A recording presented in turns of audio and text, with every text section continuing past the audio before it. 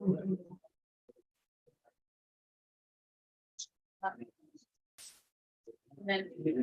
You ready?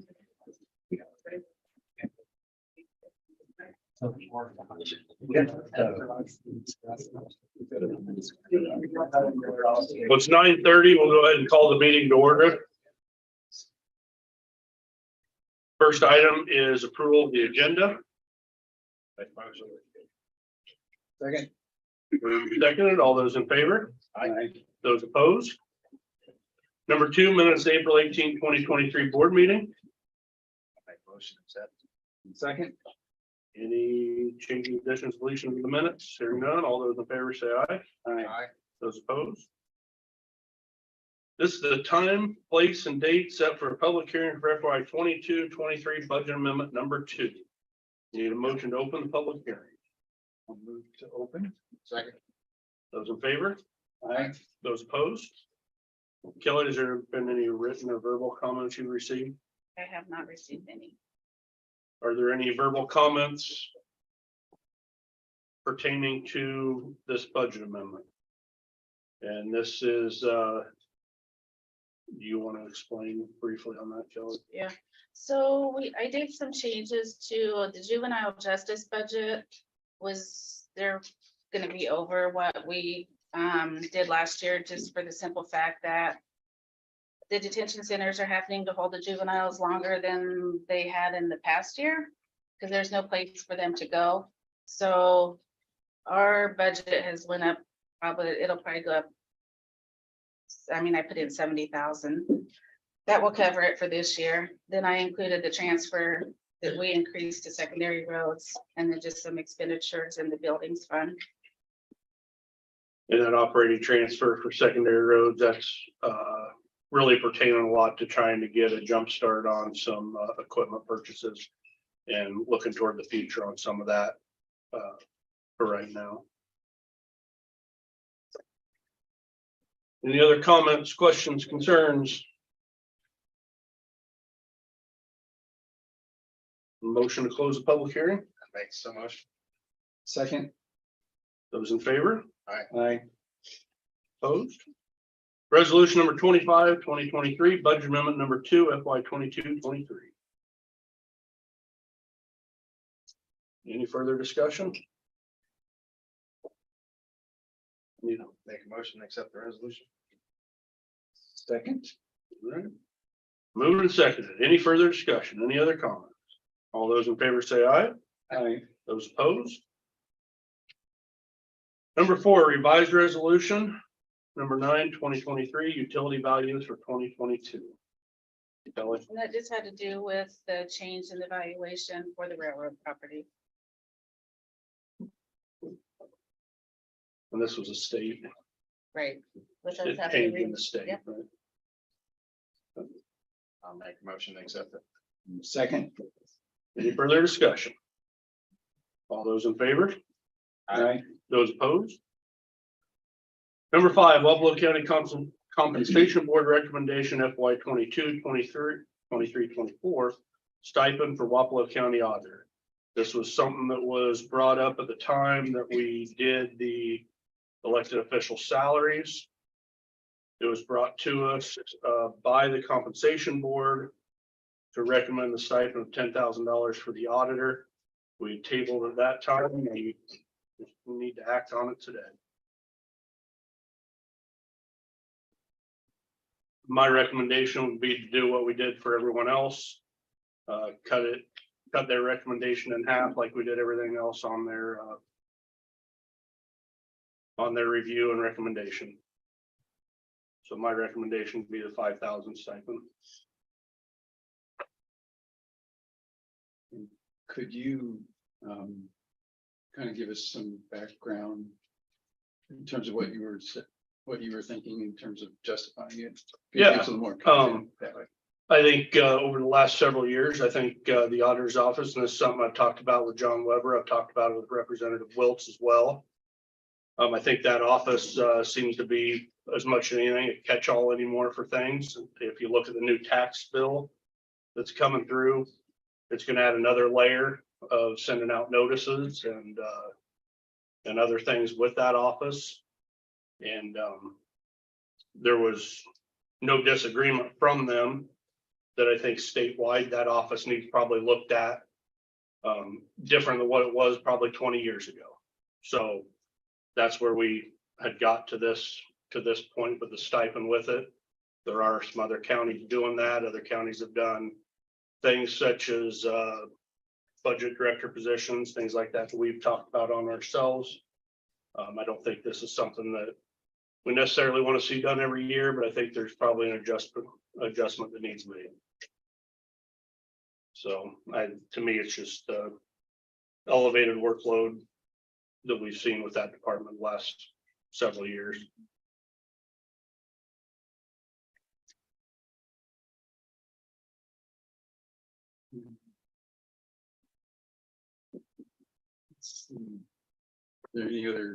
Was there any other questions, or is anything else we're ready to act? Yeah, Yep, I don't have no questions. Okay. Did you want to? I'll make the motion for the $5,000 stipend, 50% reduction from the 10,000. Those recommended from the compensation board. Could we add some content to that motion? As far as kind of a job, Yeah, as far as doing some analysis of Sure. the auditor's department. Yep. Which would be kind of, we would rely on Kelly to do that, but we would want to see some analysis of workload and Yep. and what's going on.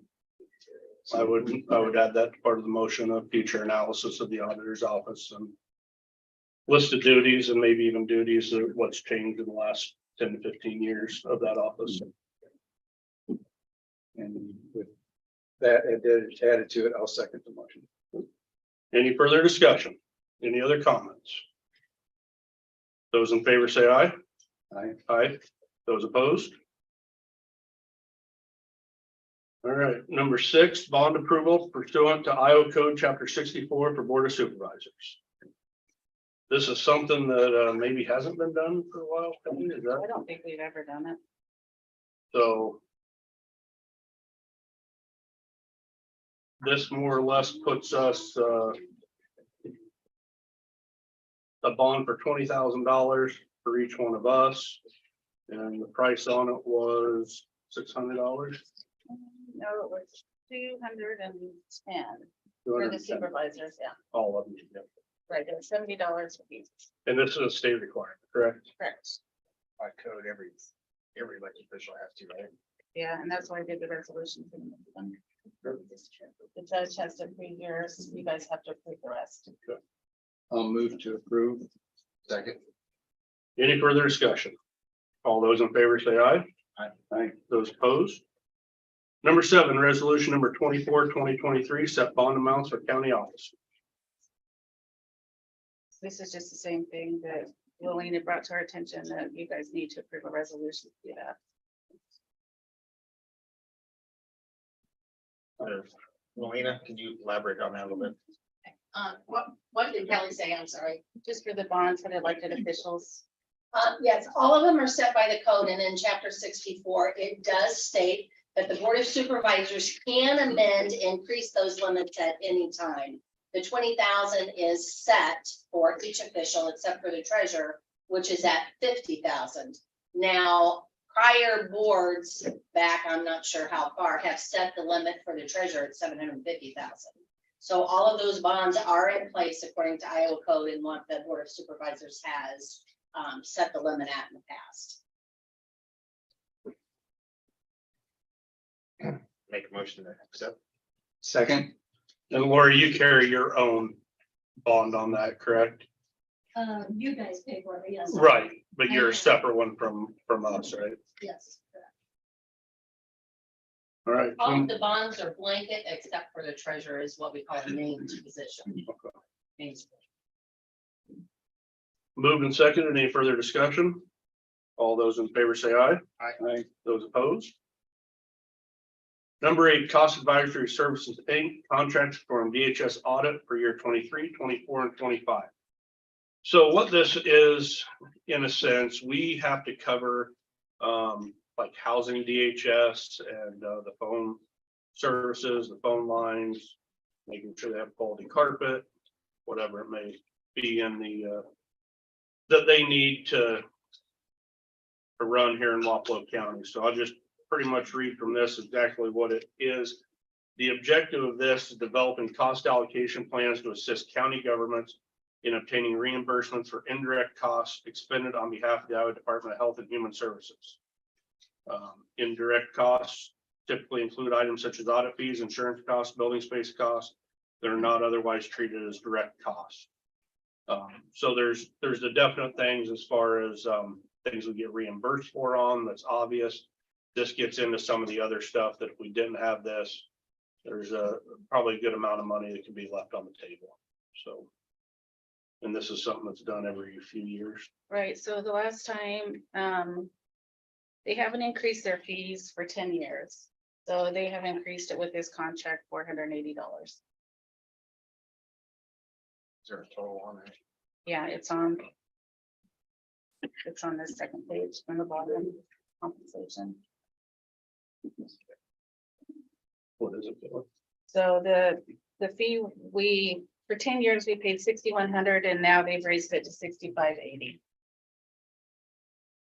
That per year. Correct. And I believe it's something we need to actually get those reimbursements. Make a motion to accept. Second. Any further discussion? All those in favor? Aye. Those opposed? Number 9, 2080 agreement for contract patrol with city of agency. This is the last and final one of the four. You've had the other ones before you. It's just a 10% increase in the amount they're paying for us, just because of the increase in everything from fuel to cost of doing patrol. So again, just to point out, the way things change is obviously the price, the amount they're paying, and then if either party wishes to get out of the contract, that has to be done by December of the previous fiscal year. I'll make a motion to accept. Second. Any further discussion? All those in favor? Aye. Those opposed?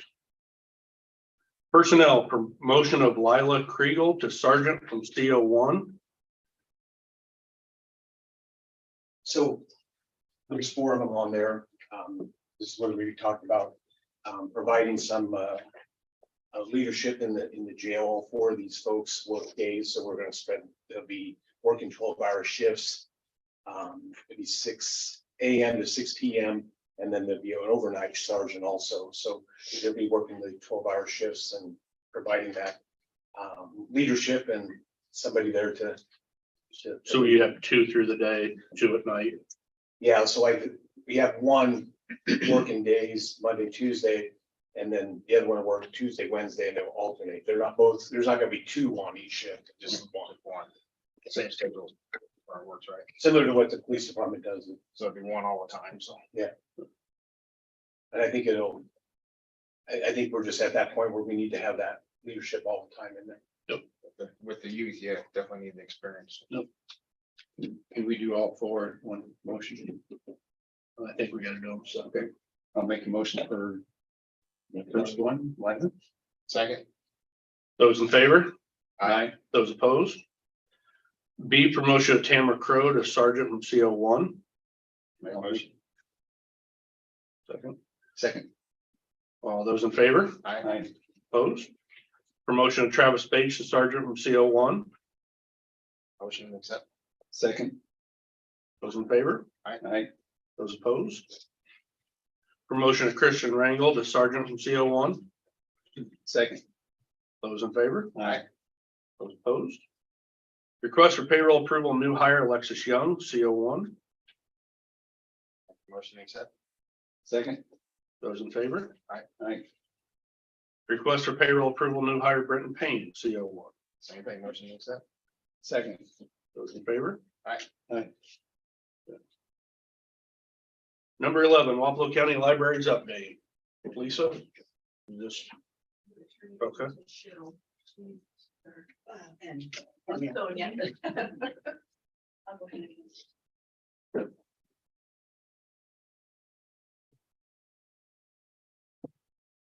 Okay, I'm Cheryl Halbert. I'm the Public Library Director at Blacksburg, and Sonia Farrell is the Public Library Director here at Tumwa. And the Wapello County Supervisor is, they do provide our libraries with some funding. So since we had new supervisors and it's been a while since we presented to them, we want to come and thank them for their support of our library. And just to kind of tell them how we're using the funds that they provide for the libraries. We have 5 cities in Wapello County, Blacksburg, Agency, Eddyville, Eldon, and Ottumwa. And in FY 22, and all the data I'm pulling that we're using here is from fiscal year 22, the one we most recently completed. And Wapello County Library or Wapello County Supervisors contributed $85,000 to the public libraries. Now they have a funding formula that they use to distribute that based on the town's population and some other factors that they distribute those funds. And we just want to take this opportunity to thank you and ask for your continued support of our libraries. And then we've got on the next slide here, we've got just some information about each of the individual libraries, some highlights from FY 22. Agency Public Library installed a new book drop at their library. It's actually built into the wall and goes inside, so it provides a more secure and weather protected book return for their materials. They hosted an American Gothic Performance Arts program for their children. And they also subscribe to Junior Library Guild. Blacksburg also subscribes to that. And that is a library service that helps in the selection of books and materials for your library patrons, mostly children. That's why it's called Junior Library Guild. And they do provide books for all ages, and they're high quality books, a lot of award-winning books. And that just makes the library director's job, especially in those one-person libraries, a lot easier because they help with the selection process. In Blacksburg, the focus on our library in the last few years has been our Friends of the Library group purchased a building in 2017 and have been in the process of renovating that building. And I'd like you to put a save the date for May 19th. Wapello County Supervisors contributed $12,500 several years ago toward that. And I think it's in 2019 toward that renovation. And we're going to have a little open house. We're actually at the point where 1/2 of our building is finished. It's the building, the portion that is the meeting room. And we're going to be having an open house in that meeting room to show you where your money went. The library in Blacksburg has been temporarily housed at an elementary school classroom in the old elementary building. And the school has a program that is expanding and they want their space back. So after 8 years, we are going to actually move into part of our new space and we'll operate out of what will be the meeting room as a library while we raise funds to finish the other end of the building. We also started a 1,000 books before kindergarten program. We held a pop-up library out at the ballpark and story walk in the park. During the summer, we have family movie nights every week. This year, Bub's Grub is a food truck and they're going to be doing food in the park on Thursday nights. So we're going to be doing our movie nights on Thursdays as well and try to give people a reason to stay in town a little longer. Eddyville Public Library also started a 1,000 books before kindergarten program. And this is to encourage families to read to their children, to get those kids ready for school by reading to them and introducing them to books and promoting early childhood literacy. They've had over 40 programs at their library with 1,363 people attending them. A lot of libraries now are also doing programs that people don't have to come at a certain time, a certain date and participate. And so Eddyville provided 400 take and make craft kits and over 700 coloring sheets for the patrons to just come in, pick up and do as they wanted to. And then in 2020, their library got a new facelift with all new interior paint. Eldon Public Library in the last year began replacing sections of the plaster wall in their basement and their meeting room. And then their friends of their library organization actually painted their walls. And that was funded in part with by their Friends of the Library. They currently have a staff of 1. They hope to add a library assistant. They're participating in a program called Travels with Bill, where a $1 bill is traveling to all rural libraries across the entire nation.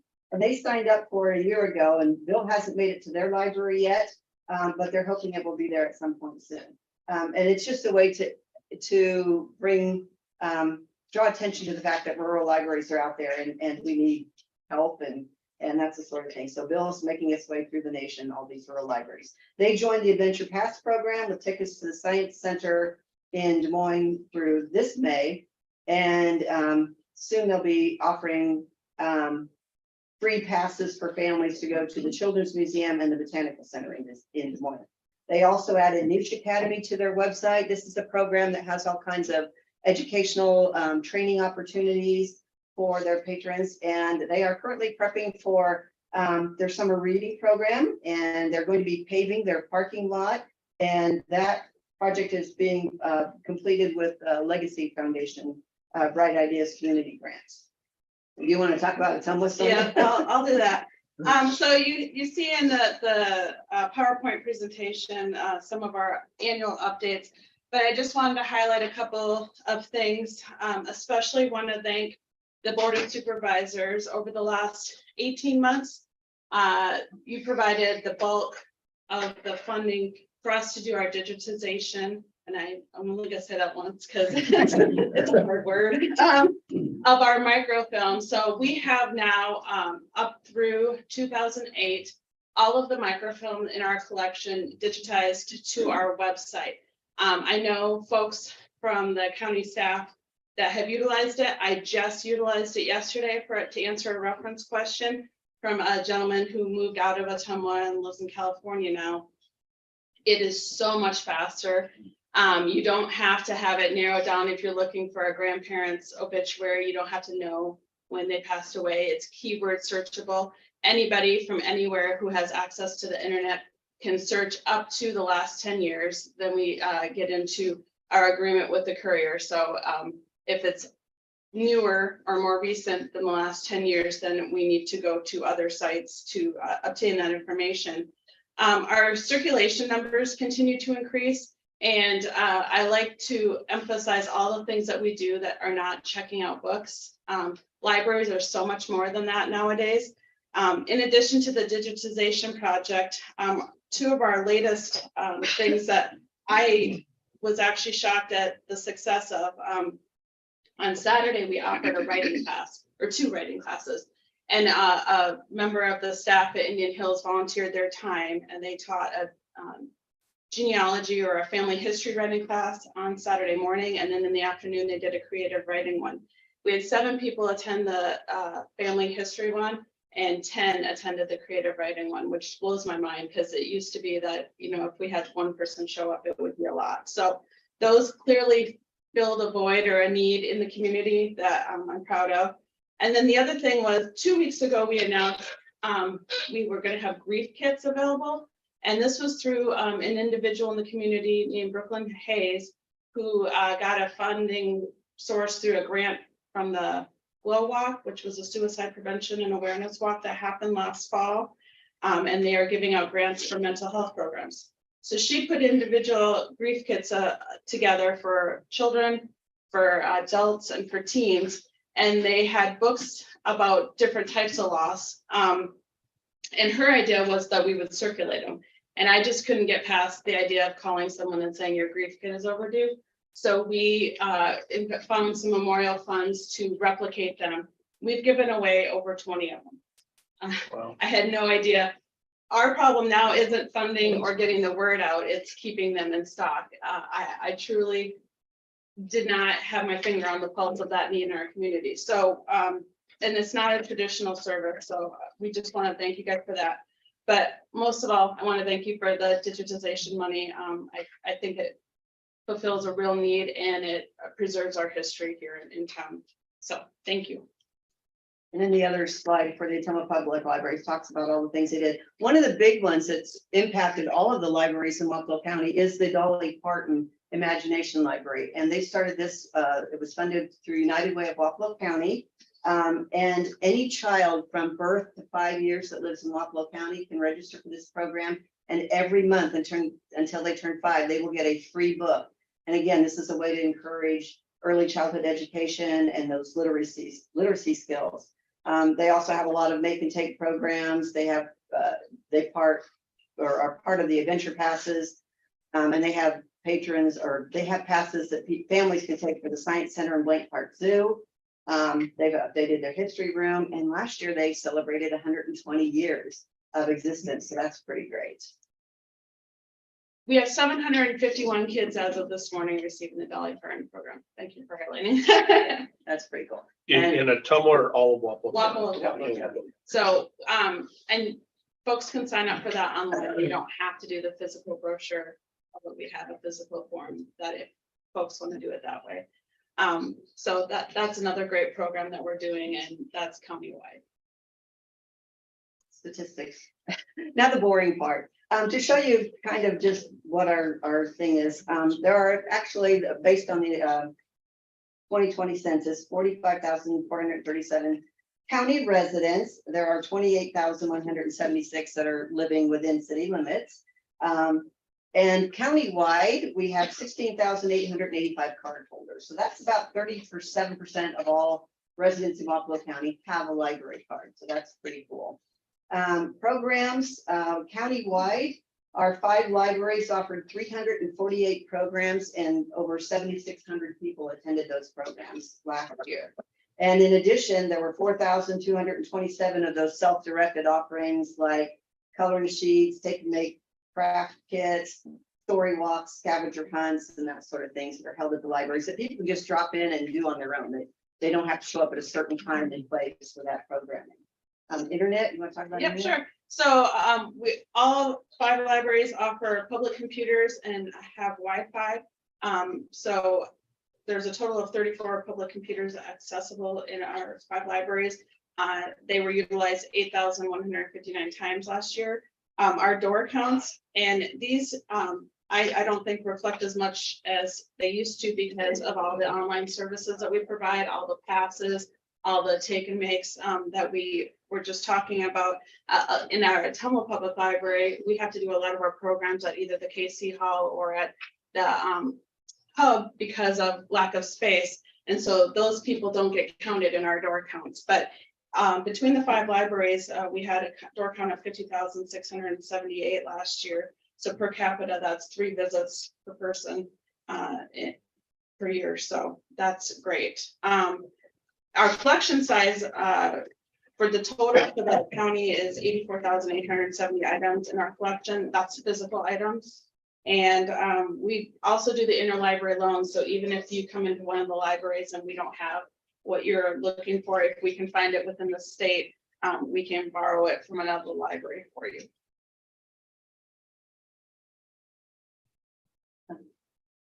Electronic resources. So I think all 5 county libraries are subscribed to what we call the Bridges system. Some of you might know it as either Overdrive or Libby. That is our ebook and online audiobook resource. This was huge, obviously, just with trends and with COVID or after COVID. So people don't ever have to step foot in the library to be able to check out books. This is a consortium of statewide libraries. And so that collection, we're competing with everybody else in the state to check out those books. So sometimes the whole lines are a little long. We also have access through the state library to the Job Now and Vet Now databases, which help with accessing jobs specifically for veterans, but also job training programs and education programs through the Brain Fuse and Help Now homework. So it's for students all the way through job seekers. We have 21 employees, library employees at our 5 libraries. Most of our small towns have 1 person, but we have 13.55 full-time employees serving our residents in Wapello County.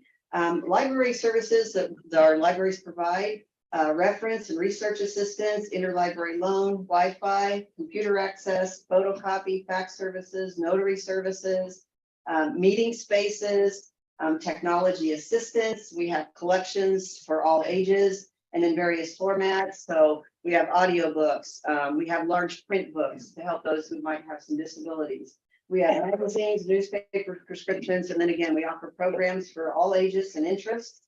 One thing I'd like to highlight, we also have, as a library group, the library directors try to meet every once in a while, and we also recently had a meeting for our trustees. So they could get together, and they did some training with our state library consultants on intellectual freedom, which was really nice. All of our libraries are accredited by the state at tier 3 level. That is the top level of service. We have to each meet at least 67, 68 standards to be a tier 3. And those deal with everything from governance, governance, our library management, library personnel, which involves training and the level of education, our library collections, that we're providing all different types of resources for our patrons, our access, and that includes our virtual spaces and our physical spaces. Are we ADA compliant? Is our website able to be searched by people who might have some disabilities, that sort of thing. Also, our library programming and community relations, and then our library facilities. So all of those things have different standards in different areas that we have to meet in order to be accredited. The accreditation lasts for 3 years. So every 3 years, we have to go through this whole process to become reaccredited. Part of that process is creating a strategic plan. And for that, our state consultant comes in and helps us. We identify and then meet with a group of community stakeholders, identify needs in our community, and then we base our strategic plan and our goals on those meetings. And that is one of the big things that became new. That used to only be a tier 3, I think, level of for accreditation, and they now have made that tier 1. Libraries that can't even meet tier 1 do not get any funding from the state. So at tier 3, we get the maximum level of state funding that we can for our libraries.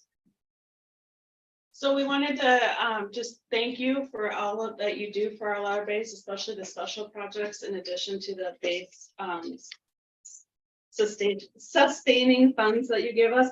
And also we the timing of it was both to introduce ourselves to the newest members, and also to celebrate National Library. We're just coming off of National Library Week last week, so we want to highlight all the things that we do for our communities. Do you guys have any questions for us? Just a comment. When I was elected, I went to your library to get the Robert's Rules of Order so I could make sure we were doing things correctly. And we are. So thank you. Yeah. I got to hear you spiel last week, remember? Oh, yes, yes, yes. I think the libraries have done a great job adapting to change, you know, because you said it's not about books anymore. I sat on the Southern Iowa Mental Health Board, and we actually just rented some office space in Mahaska County. We have IHH, the Integrated Home Health, where some of our therapists will go, you know, to people's homes, maybe in Oskaloosa, Sheraton, wherever it may be, and say they have an hour in between. Well, there really ain't a lot of time to drive back to Ottumwa to turn around and drive back, and then when you're paying federal mileage and stuff like that. So a lot of those workers to continue to work will go where? To the library. So, you know, I think looking on here at, you know, your number of computers used and stuff doesn't really give a fair comparison to the number of people you'll see sitting in Central Park on laptops in the summer, or, you know, pulling into any of the county libraries, stealing that Wi-Fi or whatever it may be. But no, I just think, you know, the newspaper thing, that is something that I'm proud that we supported with it. So you say that's the history of our community, of our area. And, you know, when you need that information, who do you call? One of you guys, you know, and like Brian said, going and, you know, picking something like that up or whatever. I mean, the use of the library goes well beyond books now. And, you know, through different times you hear people say, well, who goes to the library anymore? So it's nice to be able to have that in our arsenal, to also be able to explain to people that the library is just not about books. So thank you guys and everyone that works on it.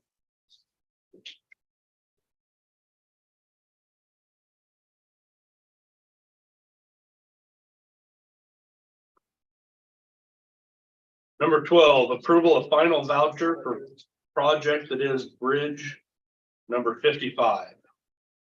This bridge was completed over a year ago. It was part of the CHBP funding where we had 3 bridges. One was with Jefferson County. Jefferson County's bridge is finally done, so we're wrapping up all the paperwork to go along with that, and this is for Bridge 55. I'll move to approve. Second. Any other questions for Jeff? Comments? All those in favor?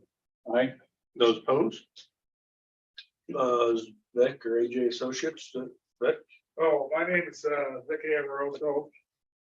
I'm with AJ Associates. I'm the design professional on the window replacement project. I'll give you a little background. This project is to replace all the windows in the courthouse. And what I wanted to talk, we've reached a juncture on this project with two contractors that are involved. CCI out of Atumwa is gonna take out the windows and install new ones. And ECMI out of Dubuque is an asbestos lead paint removal. Unfortunately, when we started to do demolition, we had a check, or the contractor asked us to check for asbestos and lead paint. Unfortunately, all the windows contain one or the other, either the old windows or the remnants of the old windows that have lead paint or asbestos on them. That's not always the case. I guess I would say Wapello County is unlucky because other counties have removed those when they changed. When the old windows were replaced by these, I would call them residential windows, they just covered it up, and that was legal to do then. But it's the same goes kick the can down the road. Where we're at right now is two contracts, asbestos removal with DFMI, the rest of the construction, new windows and CCI. And we've done the shop drawings, design, and the windows are in production. So we're in the second phase. Actually, right now, we're kind of in limbo land, and that's what I wanted to talk to you folks about. I'm sure you've all heard about delays in materials and delivery of windows, air handling units. Well, I just heard last week, and I passed this on to Kelly, is the window manufacturer extended the delivery date. So what we were hoping that we'd have windows this summer, they're not gonna come till maybe they'll come at the end of September. So that kind of throws a kink into what we were planning on doing. To keep the disruption down, we were gonna have the asbestos removal contractor remove the hazardous material and the installation contractor take out the window and put in a new one. Just step through. Well, that, you could guess that has to be done in pretty nice weather, so I did some checking. The CCI general contractor said that it looked like they'd have one this year, 1 week's, or I'm sorry, 1 month, maybe October's to do work, and then they'd have to suspend it. ESMI, which is all their work done from the outside, they're in the same boat. Now they have since we didn't turn them loose, they've made commitments all summer, so they're not available till August. I guess what I'm asking is for Buffalo County to consider being a little more flexible on when we let the contractors do the work. And I asked them, both contractors, well, what if we cut you loose this summer to do the demolition? Because they can go ahead and do that, but it would mean boarding up the openings. And they're not going to do onesie twosies to make it worth their while. They have to do it with numbers. Well, that actually helps the situation because I'm going to say roughly 30 to 40% of the contract work they can do ahead of time before they have limits. But it's not going to look the greatest. I think it's something you should do. Or right now, they submitted a time extension on the project September 2024. And if the windows slip, we'll be into 2025 before we finish the project. Money has to be sent by 26, right? So I've just, when I've done projects with Buffalo County before, you folks have been very accommodating to contractors. You've always looked at get out of the contractor's way and let them get out of here and finish the project. So I guess that's an idea. These are all the estimates from the contractors. They were estimating 2.5 windows a week. They had to do it the way we originally set up. That's good. If we do half the work early, they're thinking, and there's no hard commitment, but their honest estimate was they could do 5 to 6 windows. So you're cutting the construction time in half. I guess I want to say there's no guarantee these windows are going to be delivered in September 2023. I'll just give you an example. I had a project just this last month. We were supposed to finish a small lab hood project that's supposed to be finished in March. Contractor was supposed to install in February. Had all the shop drawings, orders in. The hood manufacturer sent an email last week of February and said, we'll maybe deliver that hood May 19th. So I just think we need to, in my opinion, you need to loosen up any restrictions we have for any time the contractor can work, if they're willing to work and have the crew. I think we should go ahead and let them do that. That's my recommendation. I wouldn't have a problem with it, but I'm not in here all boarded up either, so. And you said these would be boards that are gonna be airtight. Well, actually, the architect said, well, it would be very good winter. In my opinion, the boarding would be better than the I'm seriously. The winter time, with insulation board and duct tape, that will actually be better for government stand. I know it's a pain, but if you do that, you get them in and get them out of here faster. Rather than going on to 2045. And the other thing, and this is not yours, but it's the reality of it, these guys are looking at, like the SMI guys did, if we don't cut them loose, they're gonna go get other work. Because we're holding them up. I don't wanna hold them up. So what about this possibility of scheduling ECMI to come in like in March? And then have CCI start in, I'll April ask and them, May. I asked them, but March of next year, yeah, depends on the weather. 'Cause really, this is all outside, up in the air, and then the problem with that is their heavy season for asbestos removal starts in May, June, July, so for the schools. And that's what you're fighting.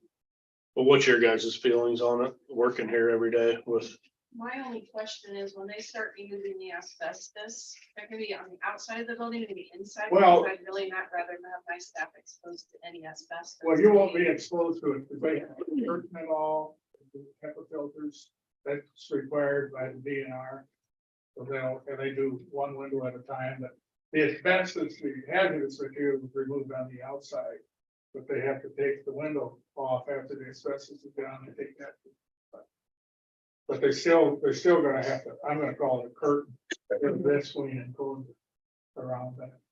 Because there's a, when we did the one window, they gowned up and they all have vacuum cleaners and close it off so you can't get. But they have to give the state 10 days notice and they have to follow all the requirements. I guess what I was gonna say is that has to be done. Right. But it's all on the outside of the asbestos. But there's no way, we can't kick that down, the can down the road. The lead paint and the asbestos have to come off. Well, then what you do when they're doing the work, that's, they're gonna do, obviously, they do one window or two windows at a time. I think they were talking about what makes sense to them is doing exposure. They like the southern exposure, west exposure, so they have to set up scaffold, that sort of thing. And take it down.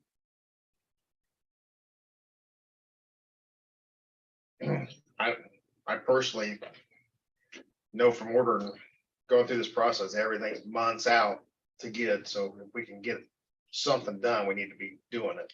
Well, I'd like to take advantage of any opening they have on their schedules, right? So can I ask one question? So if you're saying that they take this out in August and you don't know if the windows are gonna come in September, Yes. so then they may not be able to start in October? Is that- Well, they're is that putting the what you're windows saying? back, but you've cut half the work. Okay, I see. So if you don't let them start, what are you saying? September 23rd, they're gonna ship. So let's just say October 1st, he's counting in 2023, 1 month of work. Whereas if we could get a fourth of it or half of it, then we could come back in March and finish the rest of it in 2024. We're letting the summer get away, prime construction. And we were doing that because we didn't want to disrupt your space one window at a time, but that's not working out for the contractors. So right now, they're not doing anything much, just talking to us about schedule. We've got shop drawings done, all the details, they're making windows. So if we did half of it, say 50% of it now. The asbestos mitigation, taking the windows out, boarding them up. And then hopefully we get the windows the end of September. Christner can then come in and pretty much have those windows replaced before winter. Well, he told me he could do, but it depends on the weather. How many total windows? 130. So it depends on the weather, if you have a great. So if he does 5 a week, that's in 1 month, that's 20 windows, so that's a third of. If we did half. Well, I agree, we need to try to keep it moving as best we can. I know we've already had a change order Yes. come through because of the asbestos Yes. stuff that. And We I thought guess was the- gonna I work guess better. The thing that ESNI said is they've got a crew that's real good, he's gonna use to do the high stuff off the ground. And then they take asbestos workers out of a pool that are not as skilled. I mean, they're skilled, but not as skilled as these guys are willing to work. So when the weather gets cold and it's windy, it's tough. But those guys may not want to get up in the air. I know, I can speak. How many windows a week would they take out and do the asbestos and paint remediation? I'll have to check, but I was estimating,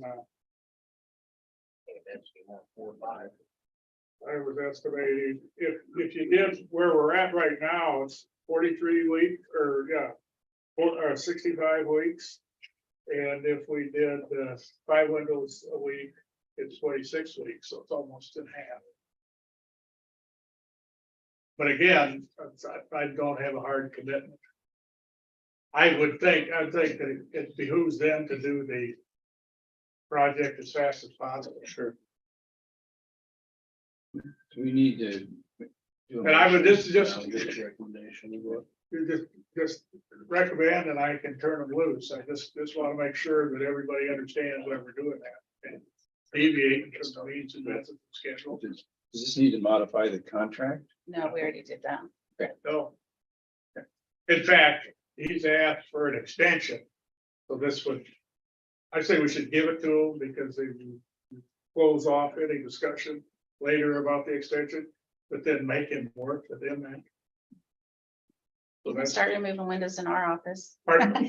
What? I said you can start removing windows in our office. Well, I know, you're the person, Possible. that's the exposure that goes first.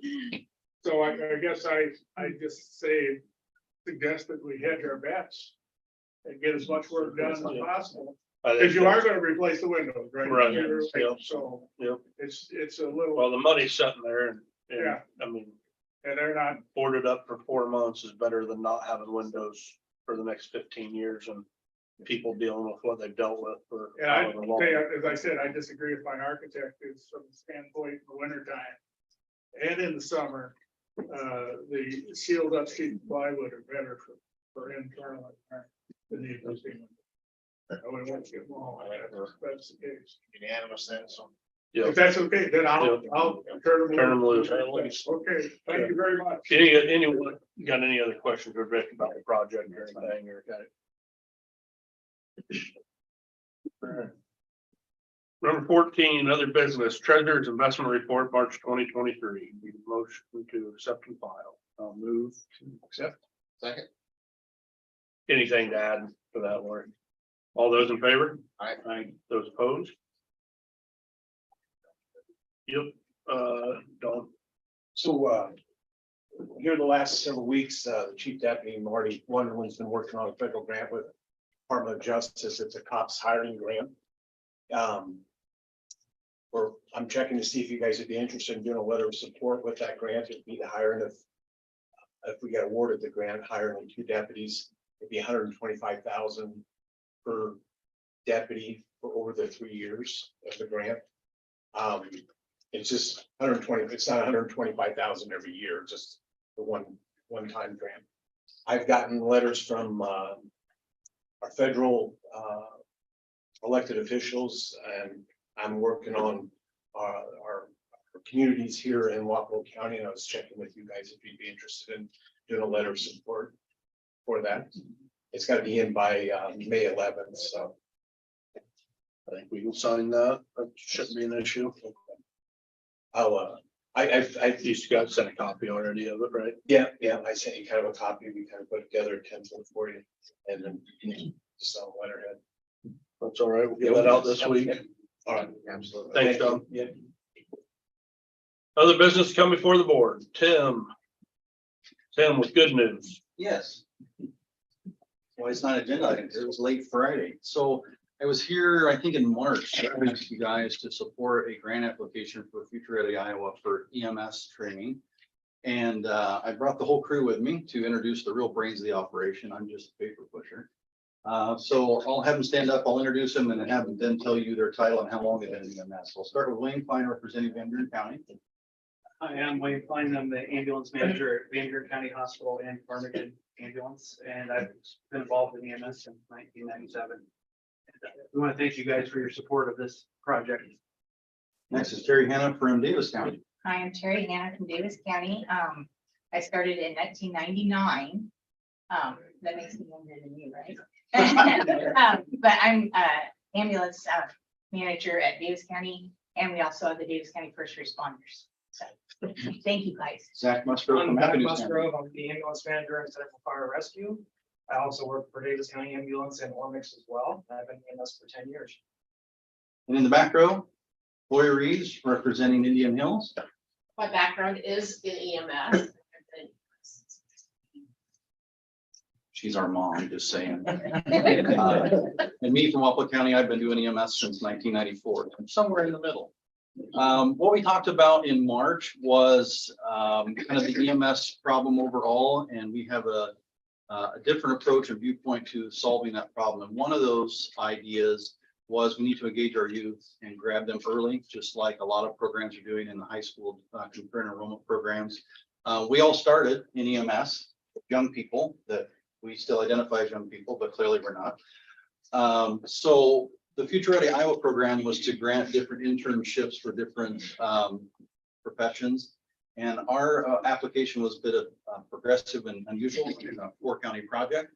And our idea was to do a paid summer internship to graduate high school seniors and up to 24 years old, 17 to 24-year-olds.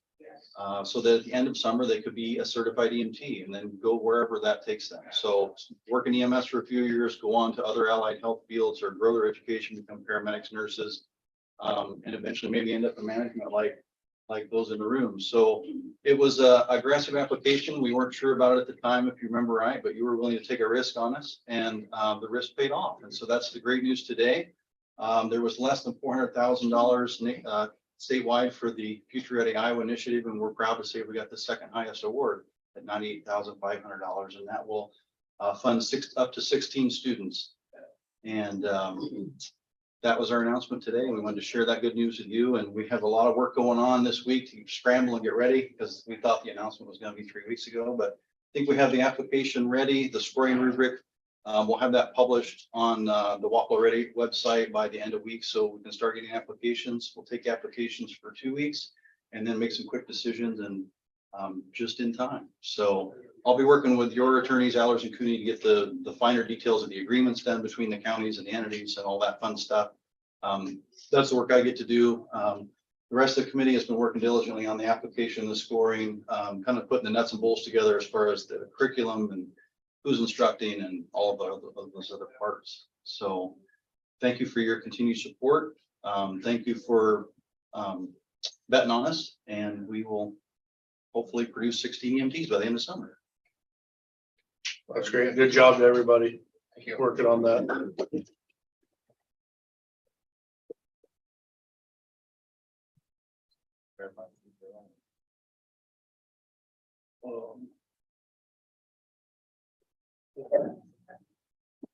Any other business to come before the board? If there's nothing, we'll entertain a motion to adjourn. I'll move to adjourn. And if anybody didn't sign in, can you sign in on the clipboard before you leave, please? Those in favor? Aye. What's Dave Tower doing? Doing better. And a copy of the difference. I say the man that is idiot and illegal. Yeah. How you doing?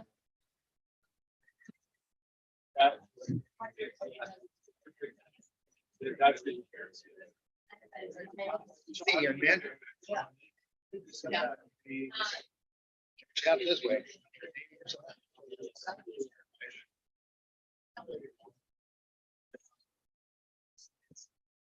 Ruben, what's up? Yeah, that's right. I like to think.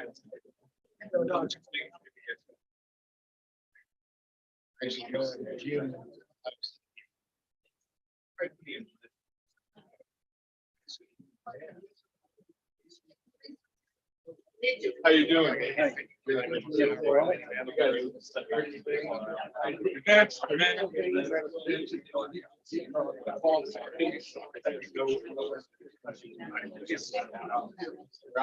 Out there signing.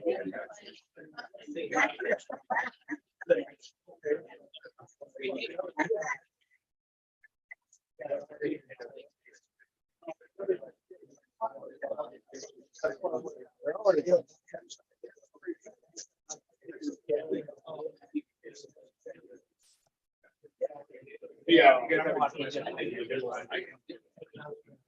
I'm just thinking, others here, we have to like hold it together.